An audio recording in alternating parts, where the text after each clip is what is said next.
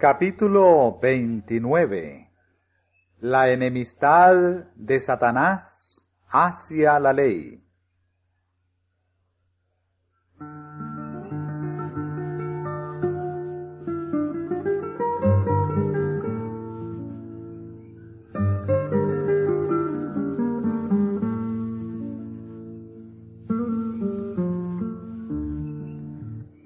El primer intento por derribar la ley de Dios, hecho entre los inmaculados habitantes del cielo, pareció por algún tiempo coronado de éxito.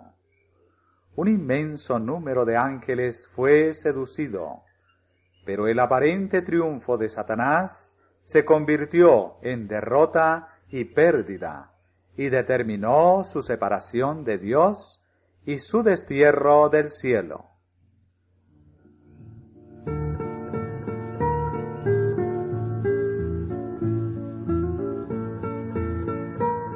Cuando se renovó el conflicto en la tierra, Satanás volvió a ganar una aparente ventaja.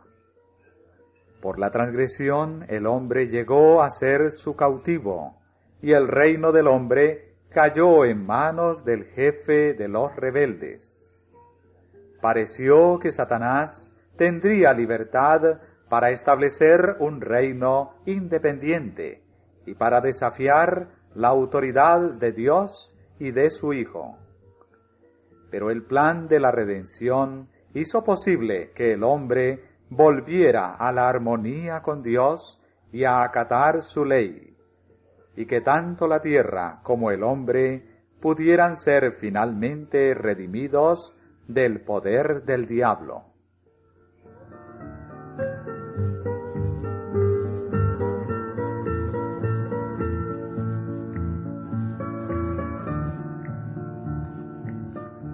Otra vez quedaba derrotado Satanás, y otra vez recurrió al engaño, esperando transformar su derrota en victoria. Para incitar la rebelión de la raza caída, hizo aparecer a Dios como injusto por haber permitido que el hombre violara su ley. Dijo el ártero tentador: si Dios sabía cuál iba a ser el resultado, ¿por qué permitió que el hombre fuese probado, que pecara e introdujera la desgracia y la muerte? Y los hijos de Adán, olvidando la paciente misericordia, gracias a la cual se le ha otorgado al hombre otra oportunidad, sin pensar en el tremendo y asombroso sacrificio que su rebelión costaba al Rey del cielo, prestaron oídos al tentador y murmuraron contra el único ser que podría salvarlos del poder de Satanás.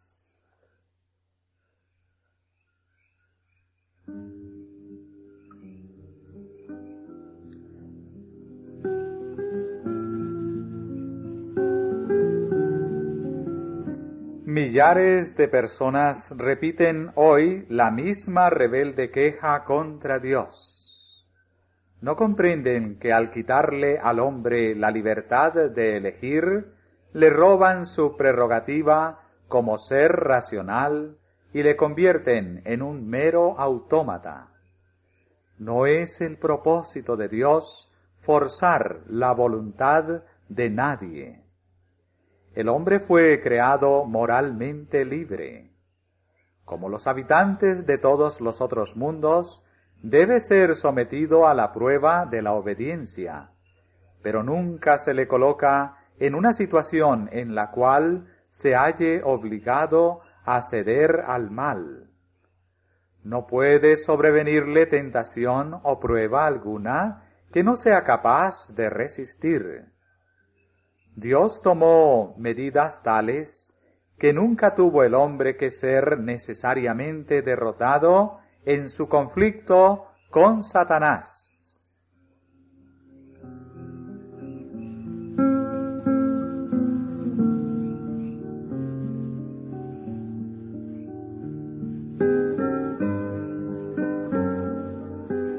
A medida que se multiplicaron los hombres sobre la tierra, casi todo el mundo se alistó en las filas de la rebelión.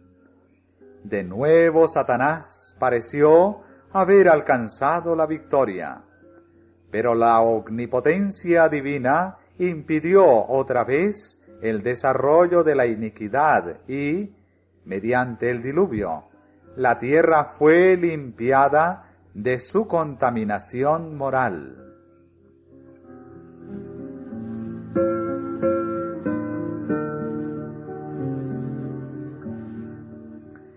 Dice el profeta: porque luego que hay juicios tuyos en la tierra, los moradores del mundo aprenden justicia. Alcanzará piedad el impío, y no aprenderá justicia, y no mirará a la majestad de Jehová. Así ocurrió después del diluvio. Ya libres de los castigos del Señor, los habitantes de la tierra se rebelaron de nuevo contra él. 2 veces el pacto de Dios y sus estatutos fueron desechados por el mundo. Tanto los antediluvianos como los descendientes de Noé rechazaron la autoridad divina. Entonces Dios hizo un pacto con Abraham y apartó para sí un pueblo que debía llegar a ser depositario de su ley.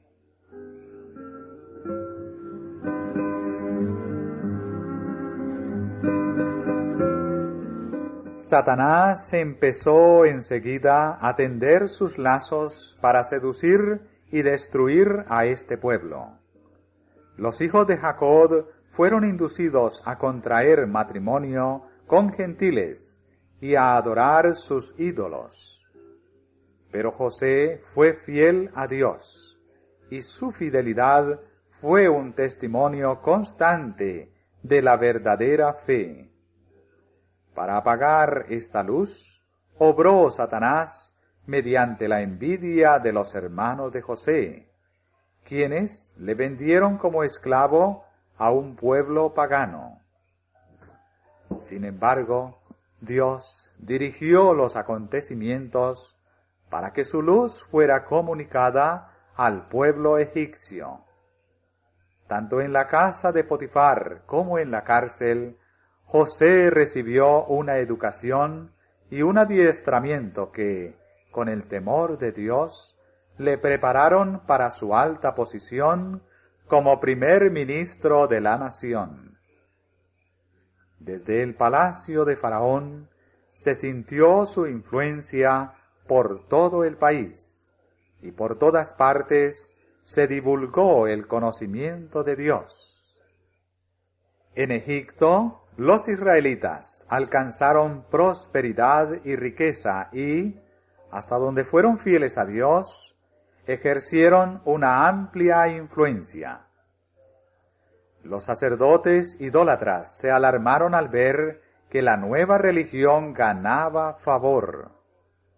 Satanás les inspiró su propia enemistad contra el Dios del cielo, y se propusieron apagar aquella luz. Los sacerdotes eran los encargados de la educación del heredero del trono, y fue el espíritu de terca oposición a Dios y el celo por la idolatría lo que modeló el carácter del futuro monarca y le llevó a oprimir cruelmente a los hebreos.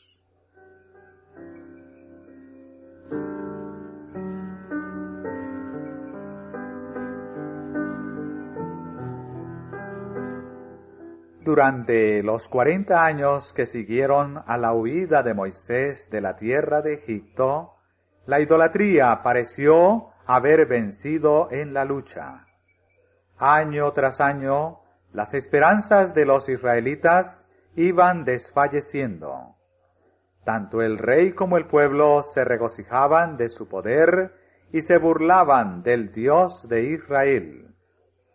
Este espíritu creció hasta llegar a su mayor exaltación en el faraón, a quien enfrentó Moisés. Cuando el caudillo hebreo se presentó ante el rey con un mensaje de Jehová, el Dios de Israel, no fue su ignorancia acerca del Dios verdadero la que le sugirió la respuesta, sino que desafió el poder de Dios al responder: ¿Quién es Jehová para que yo oiga su voz? Yo no conozco a Jehová. Desde el principio hasta el fin, la oposición de Faraón al mandato divino no fue resultado de la ignorancia, sino del odio y de un espíritu de desafío.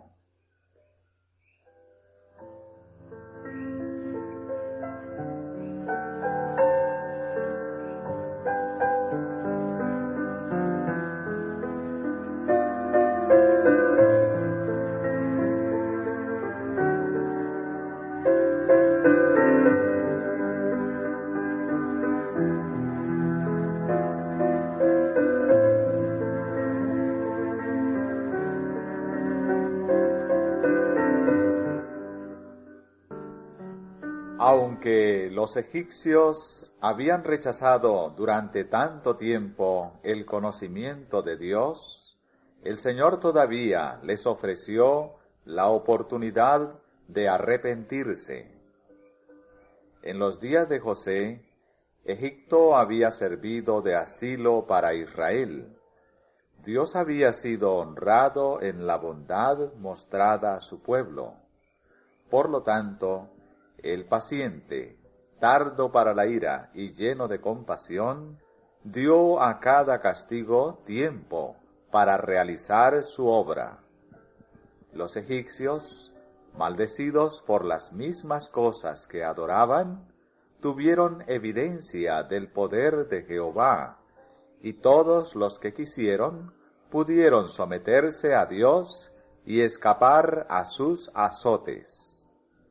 El fanatismo y la terquedad del rey dieron por resultado la divulgación del conocimiento de Dios, y muchos egipcios, atraídos a él, se dedicaron a servirle.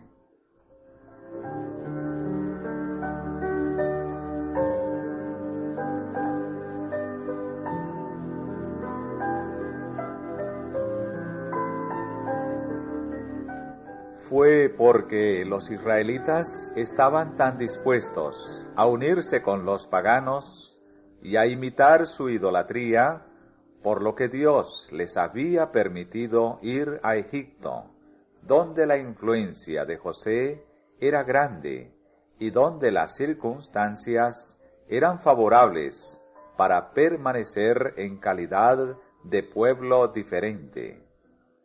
Allí, además, la burda idolatría de los egipcios y su crueldad y opresión durante la última parte de la estada de los hebreos entre ellos, hubieran debido inspirar en los israelitas odio hacia la idolatría y llevarlos a buscar refugio en el Dios de sus padres. Pero esas mismas circunstancias fueron convertidas por Satanás en instrumento para lograr sus fines, pues ofuscó la mente de los israelitas y los indujo a imitar las costumbres paganas. A causa de la supersticiosa veneración que los egipcios rendían a los animales, no se les permitió a los hebreos que ofrecieran sacrificios.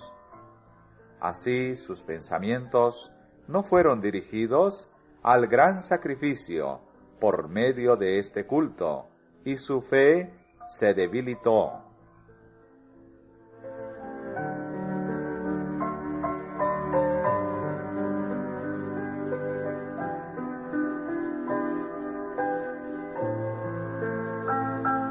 Cuando llegó la hora de la liberación de Israel, Satanás se propuso resistir los propósitos de Dios.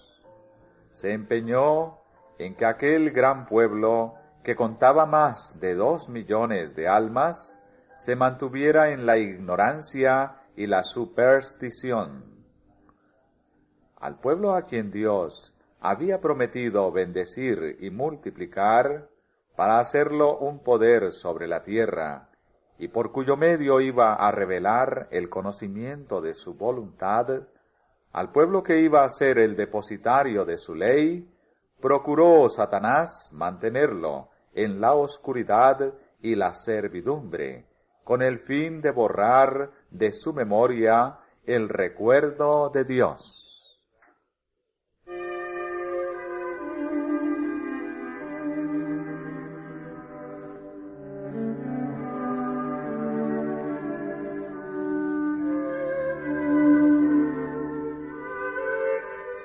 Cuando se hicieron los milagros delante del rey, Satanás estuvo presente para contrarrestar la influencia que podrían ejercer e impedir que Faraón reconociera la soberanía de Dios y que obedeciera su mandato.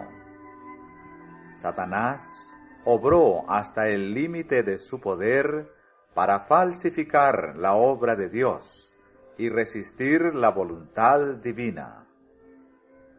Lo único que obtuvo fue preparar el camino para mayores manifestaciones del poder y de la gloria del Señor, y hacer aún más evidente la existencia y soberanía del Dios verdadero y viviente, tanto ante los israelitas como ante todo el pueblo egipcio.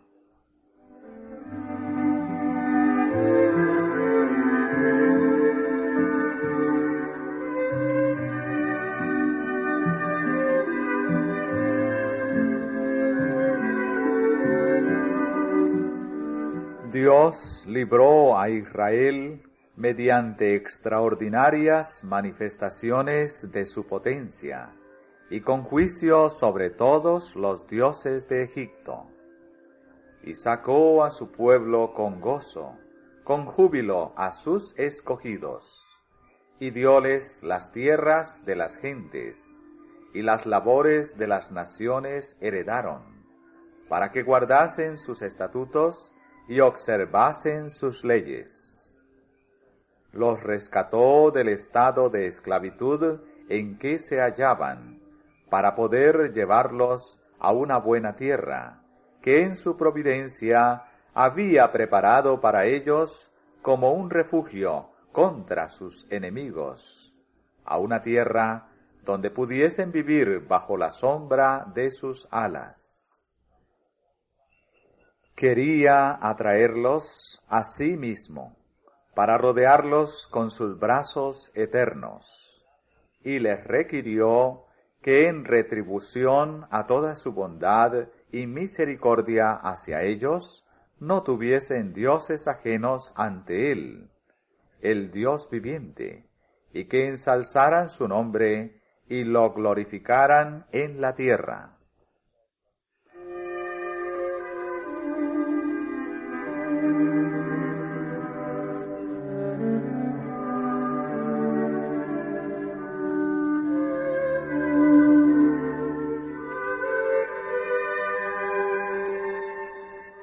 Durante su esclavitud en Egipto, muchos de los israelitas habían perdido en alto grado el conocimiento de la ley de Dios y habían mezclado los preceptos divinos con costumbres y tradiciones paganas. Dios los llevó al Sinaí y allí con su propia voz proclamó su ley.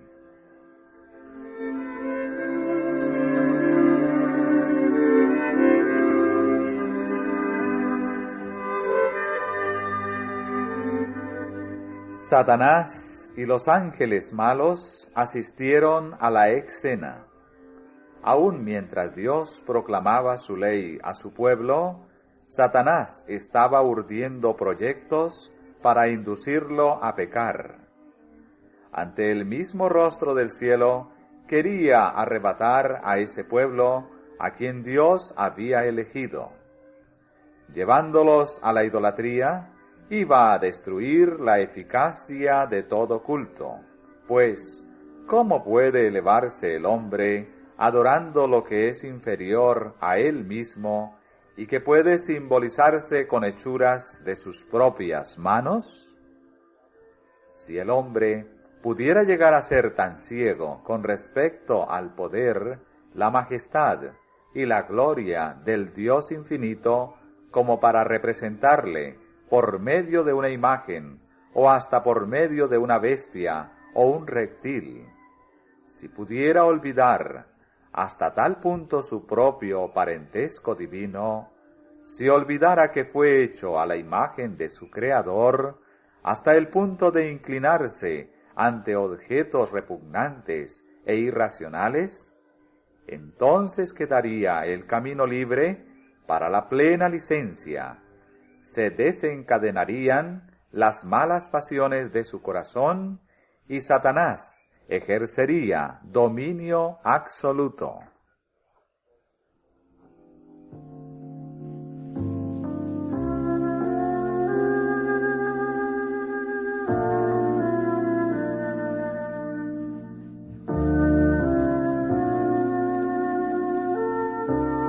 Al pie mismo del Sinaí, empezó Satanás a ejecutar sus planes para derribar la ley de Dios y continuó así la obra que había iniciado en el cielo. Durante los 40 días que Moisés pasó en el monte con Dios, Satanás se ocupó en sembrar la duda, la apostasía y la rebelión. Mientras Dios escribía su ley para entregarla al pueblo de su pacto, los israelitas, negando su lealtad a Jehová, pedían dioses de oro. Cuando Moisés regresó de la solemne presencia de la gloria divina, con los preceptos de la ley, a la cual el pueblo se había comprometido a obedecer, halló a éste en actitud de abierto desafío a los mandamientos de esa ley y adorando una imagen de oro.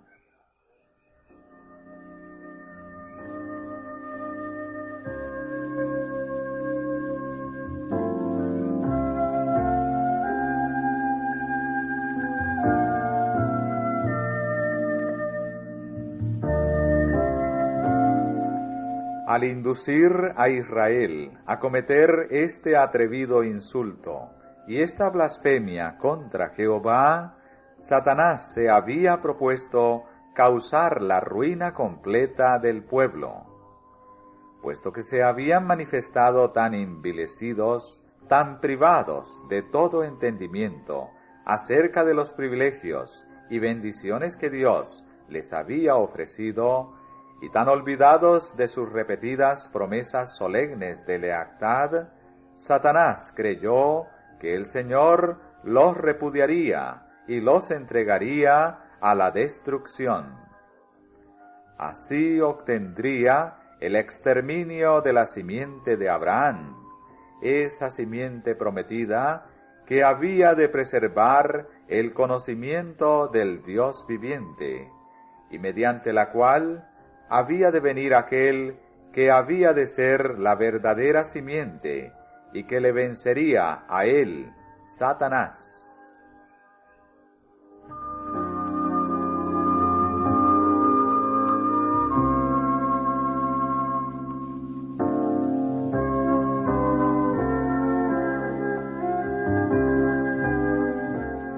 El gran rebelde había tramado destruir a Israel y así frustrar los propósitos de Dios. Pero otra vez fue derrotado. A pesar de ser tan pecadores, los israelitas no fueron destruidos, en tanto que los que se habían puesto tercamente del lado de Satanás fueron eliminados. Los humildes y los arrepentidos fueron perdonados bondadosamente.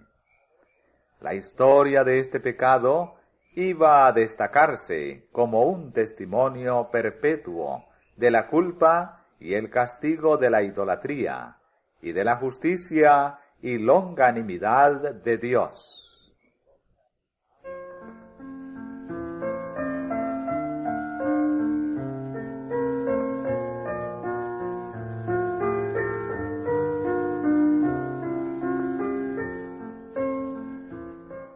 Todo el universo presenció las escenas del Sinaí.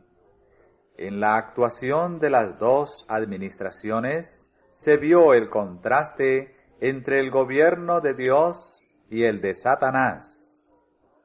Otra vez los inmaculados habitantes de los otros mundos volvieron a ver los resultados de la apostasía de Satanás y la clase de gobierno que él habría establecido en el cielo si se le hubiera dejado dominar.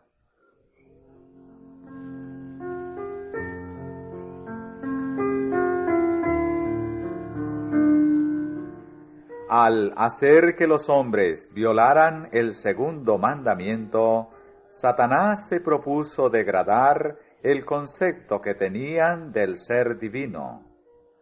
Anulando el cuarto mandamiento, les haría olvidar completamente a Dios. El hecho de que Dios demande reverencia y adoración por sobre los dioses paganos se funda en que Él es el Creador y que todas las demás criaturas le deben a Él su existencia. Así lo presenta la Biblia. Dice el profeta Jeremías: Jehová Dios es la verdad, Él es Dios vivo y Rey eterno.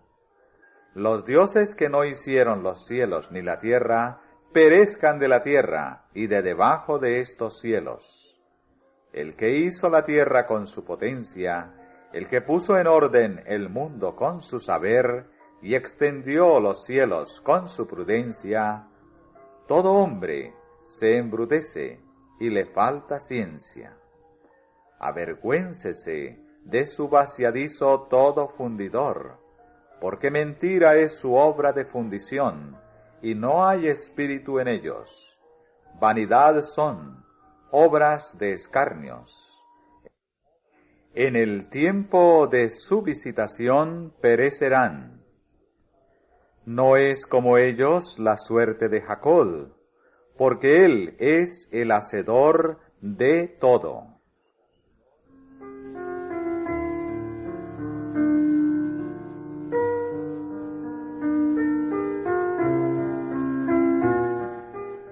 El sábado, como recordatorio del poder creador de Dios, le señala a Él como hacedor de los cielos y de la tierra.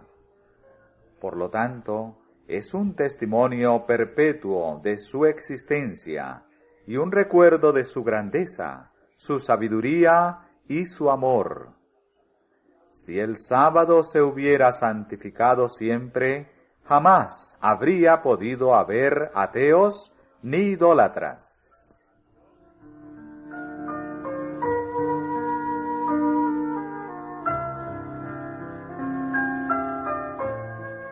La institución del sábado, que tiene su origen en el Edén, es tan antigua como el mundo mismo. Ese día fue observado por todos los patriarcas desde la creación en adelante. Durante su servidumbre en Egipto, los israelitas fueron obligados por sus amos a violar el sábado y perdieron en gran parte el conocimiento de su santidad. Cuando se proclamó la ley en el Sinaí, las primeras palabras del cuarto mandamiento fueron: acuérdate de santificar el día de sábado, lo cual demuestra que el sábado no se instituyó entonces. Se señala su origen haciéndolo remontar a la creación. Para borrar a Dios de la mente de los hombres, Satanás se propuso derribar este gran monumento recordativo. Si pudiera inducir a los hombres a olvidar a su Creador, ya no harían esfuerzos para resistir el poder del mal, y Satanás estaría seguro de su presa.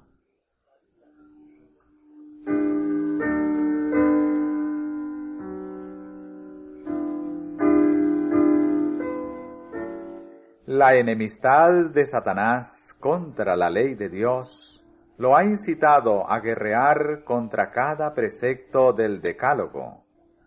Con el gran principio del amor y la lealtad hacia Dios, el Padre de todos, se relaciona estrechamente el principio del amor y la obediencia a los padres.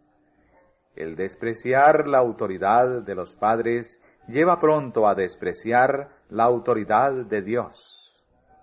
Así se explican los esfuerzos de Satanás por menoscabar la autoridad del quinto mandamiento. Entre los paganos se prestaba poca atención al principio ordenado en este precepto. En muchas naciones se solía abandonar a los padres o darles muerte cuando la vejez los incapacitaba para cuidarse a sí mismos. En la familia se trataba a la madre con poco respeto, y después de la muerte de su esposo, se le exigía que se sometiera a la autoridad del hijo mayor. Moisés insistió en la obediencia filial, pero cuando los israelitas se apartaron de Dios, menospreciaron el quinto mandamiento junto con los otros.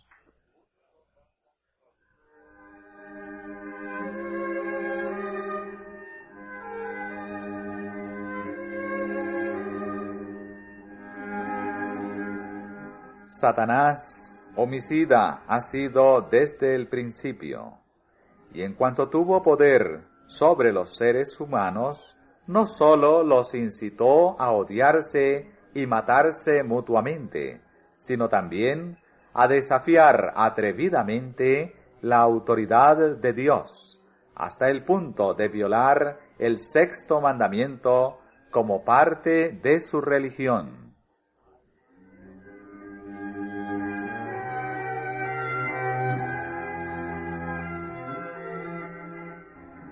Merced a los conceptos pervertidos de lo que son los atributos divinos, los paganos fueron inducidos a creer que los sacrificios humanos eran necesarios para obtener el favor de sus dioses, y las crueldades más horribles se han perpetrado bajo diferentes formas de idolatría. Entre estas se contaba la costumbre de hacer pasar a los hijos por el fuego ante ídolos. Cuando uno de ellos salía ileso de esta prueba del fuego, la gente creía que su ofrenda había sido aceptada. Al niño así librado se le consideraba extraordinariamente favorecido por los dioses. Era colmado de beneficios y después muy estimado. Y por graves que fuesen sus crímenes, nunca se le castigaba. Pero si alguno se quemaba al pasar por el fuego, su suerte estaba decidida. Se creía que la ira de los dioses sólo podía satisfacerse quitando la vida a la víctima, y por consiguiente era ofrecida como sacrificio. En épocas de gran apostasía, estas abominaciones prevalecieron hasta cierto grado aún entre los israelitas.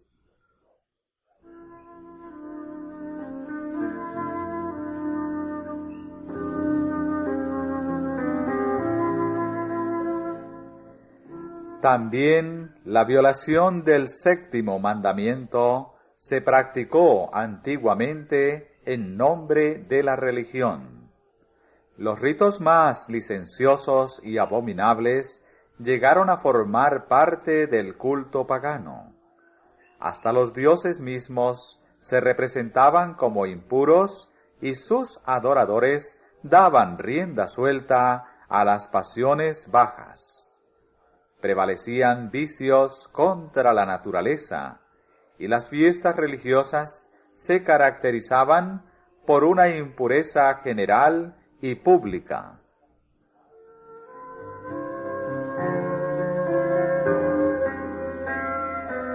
La poligamía se practicó desde tiempos muy antiguos. Fue uno de los pecados que trajo la ira de Dios sobre el mundo antediluviano y, sin embargo, después del diluvio, esa práctica volvió a extenderse. Hizo Satanás un premeditado esfuerzo para corromper la institución del matrimonio, debilitar sus obligaciones y disminuir su santidad, pues no hay forma más segura de borrar la imagen de Dios en el hombre y abrir la puerta a la desgracia y al vicio.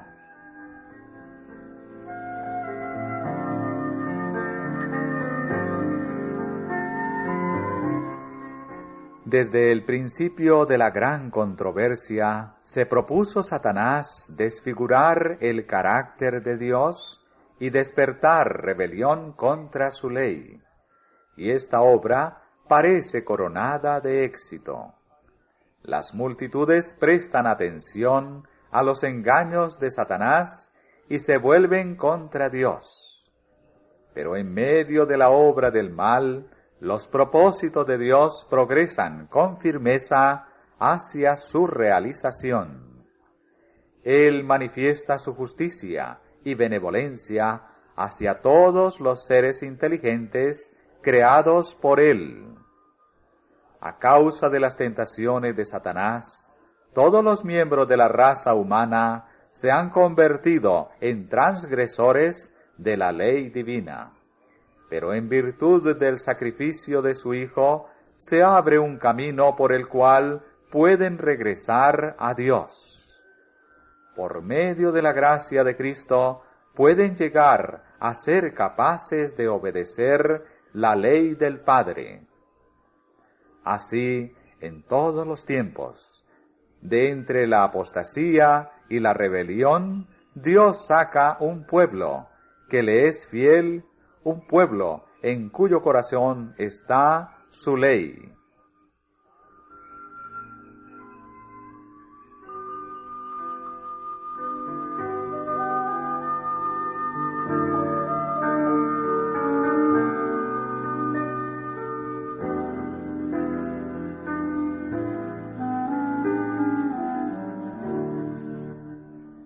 Satanás sedujo a los ángeles mediante el engaño. Así también fue como en todo tiempo realizó su obra entre los hombres, y seguirá usando este procedimiento hasta el fin. Si él confesase abiertamente que está haciendo la guerra a Dios y a su ley, los hombres procurarían precaverse contra él. Pero Satanás se disfraza y combina la verdad con el error. Las mentiras más peligrosas son las que están mezcladas con la verdad. De ahí que se acepten errores que cautivan y arruinan el alma. Valiéndose de este método, Satanás arrastra al mundo consigo. Pero se acerca el día en que su triunfo terminará para siempre.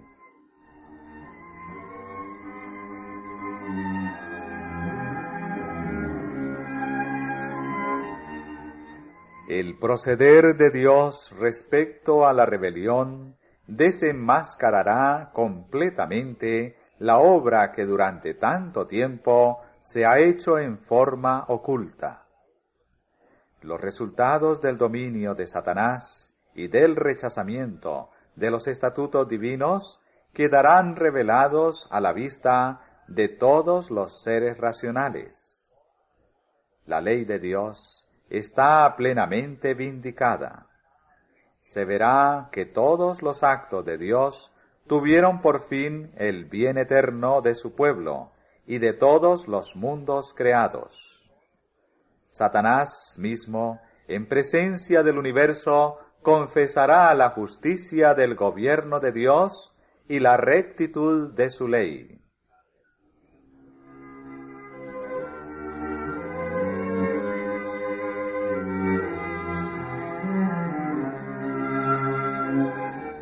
No está lejos el tiempo en que Dios se levantará para vindicar su autoridad agraviada.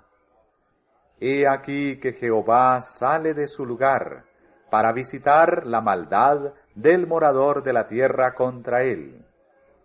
¿Quién podrá sufrir el tiempo de su venida? ¿O quién podrá estar cuando él se mostrará? A causa de su pecaminosidad, se le prohibió al pueblo de Israel acercarse al monte cuando Dios estaba por descender sobre él para proclamar su ley, para evitar que fuese consumido por la abrasadora gloria de su presencia. Si tales manifestaciones de su poder señalaron el sitio escogido para la proclamación de su ley, ¿cuán pavoroso no será su tribunal cuando venga para aplicar el juicio de estos sagrados estatutos? ¿Cómo soportarán su gloria en el gran día de la retribución final los que pisotearon su autoridad?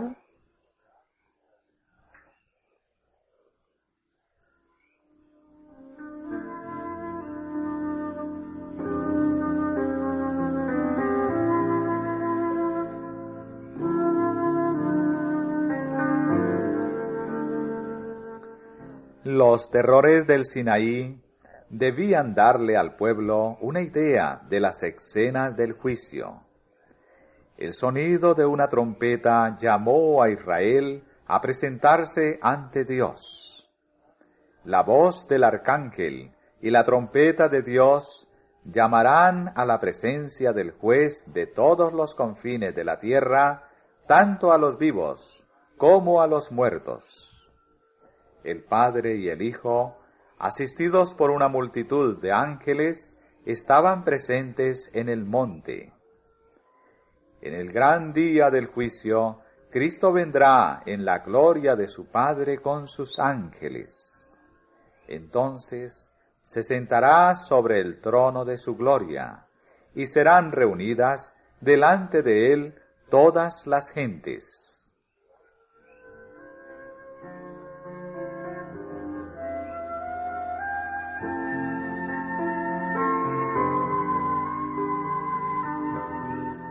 Cuando se manifestó la presencia divina en el Sinaí, la gloria del Señor era ante la vista de todo Israel como un fuego devorador.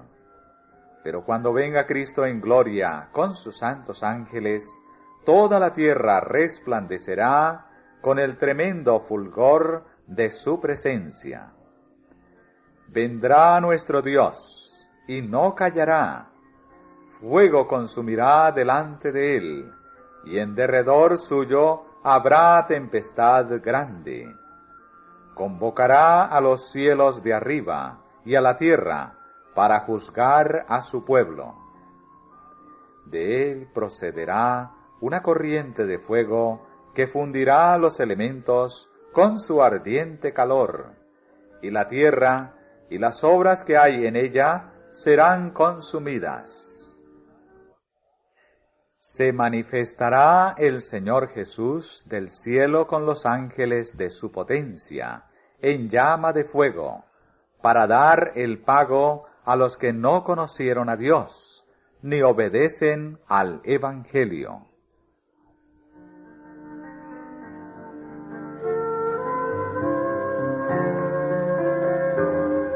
Nunca, desde que se creó al hombre, se había presenciado semejante manifestación del poder divino como cuando se proclamó la ley desde el Sinaí. La tierra tembló, también destilaron los cielos a la presencia de Dios. Aquel Sinaí tembló delante de Dios, del Dios de Israel. En medio de las más terríficas convulsiones de la naturaleza, la voz de Dios se oyó como una trompeta desde la nube.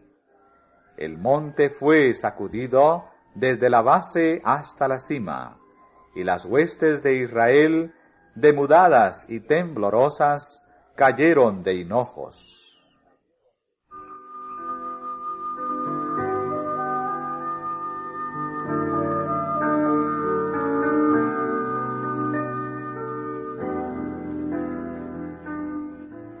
Aquel cuya voz hizo entonces temblar la tierra, ha declarado: aún una vez, y yo conmoveré no solamente la tierra, mas aún el cielo. La Escritura dice: Jehová bramará desde lo alto, y desde la morada de su santidad dará su voz, y temblarán los cielos y la tierra. En aquel gran día que se acerca, el cielo mismo se apartará como un libro que es envuelto, y todo monte y toda isla se moverán de su sitio. Temblará la tierra vacilando como un borracho, y será removida como una choza, y agravaráse sobre ella su pecado, y caerá, nunca más se levantará.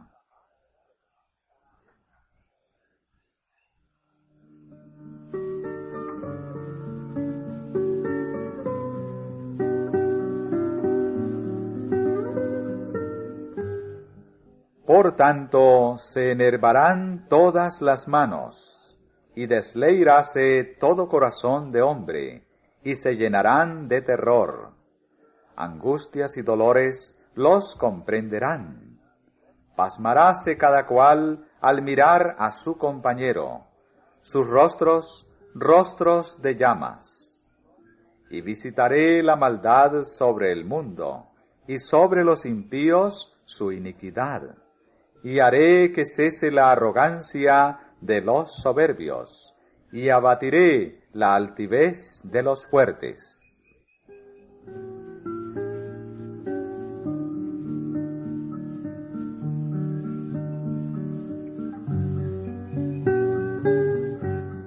Cuando Moisés regresó de su encuentro con la divina presencia en el monte, donde había recibido las tablas del testimonio, el culpable Israel no pudo soportar la luz que glorificaba su semblante.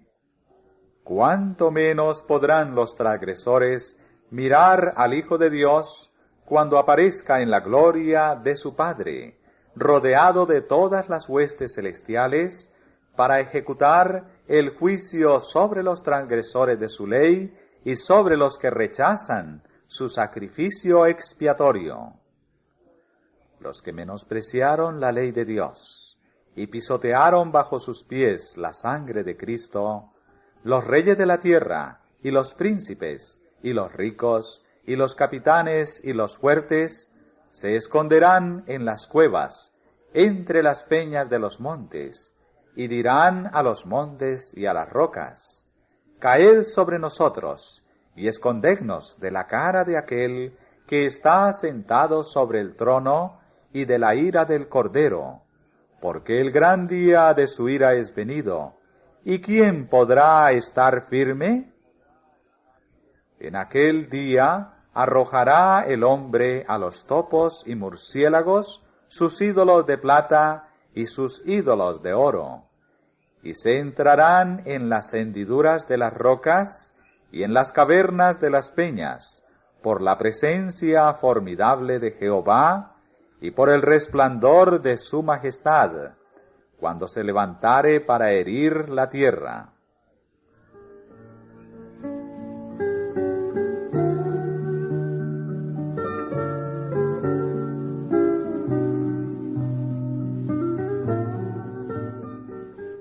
Entonces se verá que la rebelión de Satanás contra Dios dio como resultado la ruina de sí mismo y de todos los que eligieron ser sus súbditos. Él hizo creer que de la transgresión resultaría un gran bien, pero se verá que la paga del pecado es muerte. Porque he aquí viene el día ardiente como un horno, y todos los soberbios, y todos los que hacen maldad, serán estopa, y aquel día que vendrá los abrazará, ha dicho Jehová de los ejércitos, el cual no les dejará ni raíz ni rama.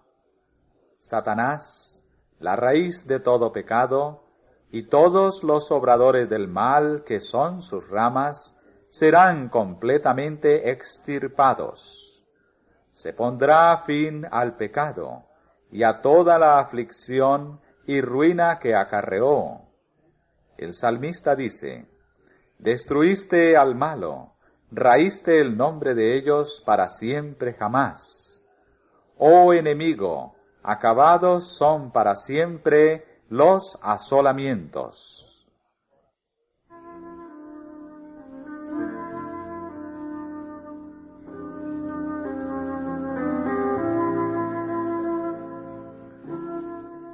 Pero en medio de la tempestad de los castigos divinos, los hijos de Dios no tendrán ningún motivo para temer. Jehová será la esperanza de su pueblo y la fortaleza de los hijos de Israel. El día que traerá terror y destrucción para los transgresores de la ley de Dios, para los obedientes significará gozo inefable y glorificado.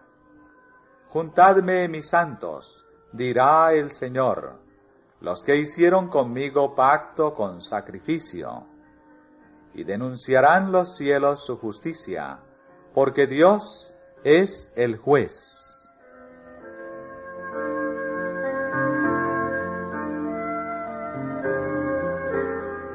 Entonces os tornaréis y echaréis de ver la diferencia entre el justo y el malo, entre el que sirve a Dios y el que no le sirve.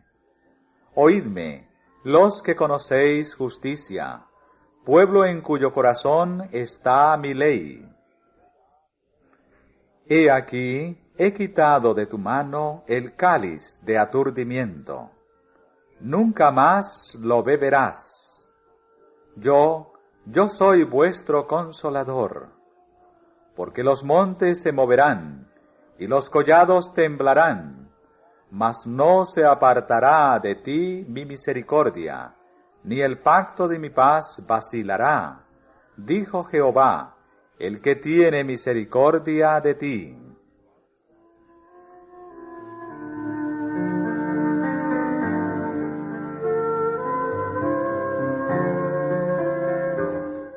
El gran plan de la redención dará por resultado el completo restablecimiento del favor de Dios para el mundo. Será restaurado todo lo que se perdió a causa del pecado. No solo el hombre, sino también la tierra será redimida, para que sea la morada eterna de los obedientes. Durante 6,000 años, Satanás luchó por mantener la posesión de la tierra, pero se cumplirá el propósito original de Dios al crearla. Tomarán el reino los santos del Altísimo, y poseerán el reino hasta el siglo, y hasta el siglo de los siglos. Desde el nacimiento del sol hasta donde se pone, sea alabado el nombre de Jehová. En aquel día Jehová será uno, y uno su nombre, y Jehová será rey sobre toda la tierra. La Sagrada Escritura dice, para siempre, oh Jehová, permanece tu palabra en los cielos.